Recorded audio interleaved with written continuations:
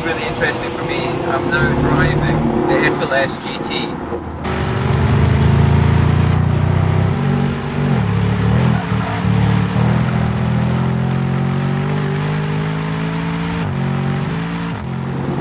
A couple of hours after I've been out driving my C Coupe DTM car, so I'm getting a direct comparison between the performance of a car which is ultimately designed for performance driving on the road with a racing car.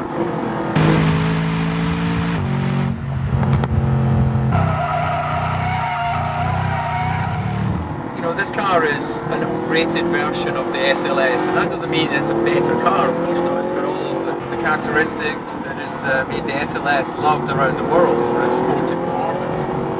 But it's just more dynamic. It's got a little bit more horsepower, slightly upgraded suspension, which is more track specific, and that allows you to be able to sustain the sort of high G-forces that you'll see on a racetrack.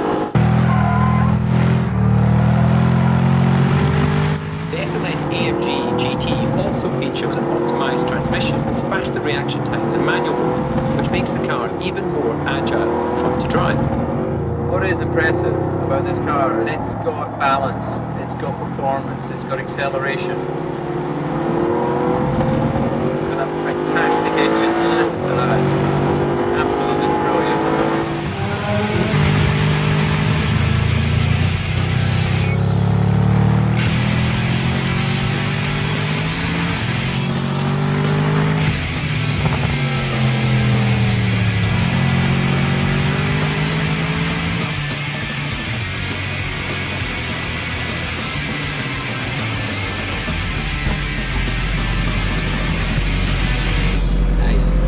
So here I am with an old friend, the SLS, but this isn't any standard SLS, this is the GT AMG.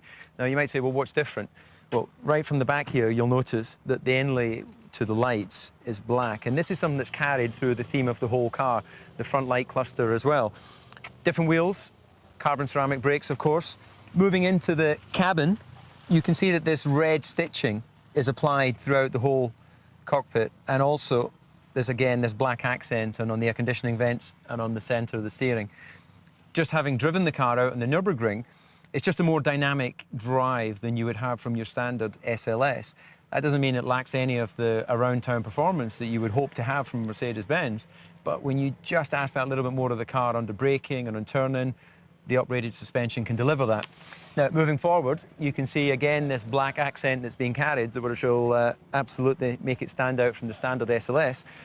And what else do you get? An extra 20 horsepower, a whopping 591 horsepower lies under this bonnet.